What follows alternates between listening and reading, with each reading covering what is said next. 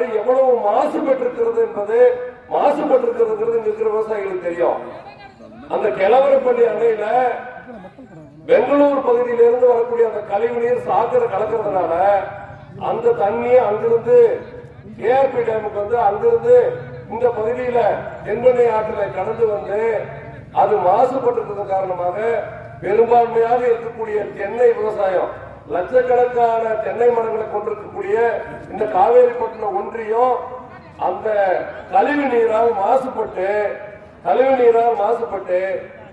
சொல்லி இந்த அரசுக்கு ஆலோசனை சொன்னோர் மட்டும் சென்னையா அதை வடித்து அங்கிருந்து வரக்கூடிய அந்த கழிவு நீரை, அந்த ரசாயனம் கலந்த நீர் கிழவரப்பள்ளி அணையை திறந்து விடும்போது பாத்தீங்கன்னா பொங்கும் நுரையோட அது வந்து இங்க வந்து சேருது.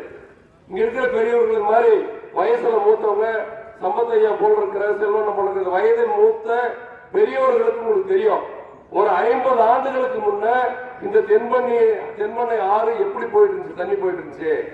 அந்த தண்ணியை மணல் பெருச்சிட்டு எடுத்து குடிக்க முடியும். ஆனா இன்னைக்கு குடிக்க முடியுமா?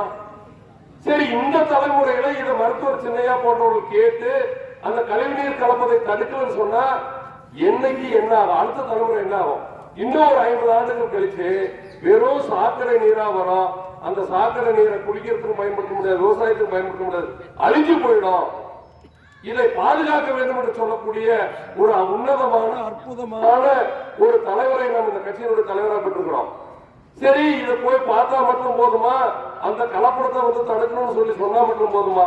மருத்துவ கழிவு, ரசாயன கழிவுனால ஒரு மனிதனுடைய உடல்ல என்ன மாற்றம் ஏற்படும், மண்ணில் என்ன மாற்றம் ஏற்படும், அதனால இந்த மண்ணும் நீரும் எப்படி மாசுபடுது?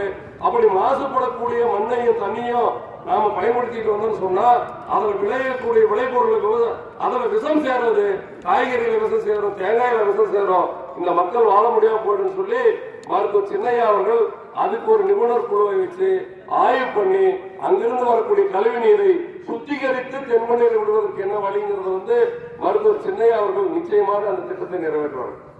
இது ஏதோ வந்து எங்கேயோ இருக்கிற ஒரு பிரச்சனை. கிழவரப்பள்ளியில வந்து மாசுபட்ட தண்ணி வந்து பெங்களூர் சாக்கடை கலந்தா காவேரி பட்டத்தில் நமக்கு என்ன பிரச்சனை நான் பார்க்க வேண்டியதில்லை. அதனுடைய தாக்கம் என்ன, அதனுடைய பிரச்சனை என்ன, அது எப்படி நம்மை பாதிக்கும் என்பதை எல்லாம் மருத்துவ சின்னையவர் நல்லா தெரிஞ்சுட்டு இருக்காங்க.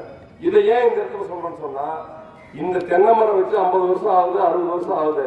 இன்னைக்கு எல்லாம் பாத்தீங்கன்னா அப்படியே ஒரு மேலோட்டமா பார்த்தா நீ என்ன மருந்து கட்டினாலும் என்ன பண்ணாலும் அந்த நோயினால பாதிக்கப்பட்டு அந்த தென்னையில் வரக்கூடிய வருமானத்தை நாம் இழக்கக்கூடிய நிலையில் இன்னைக்கு இருக்கிறோம்.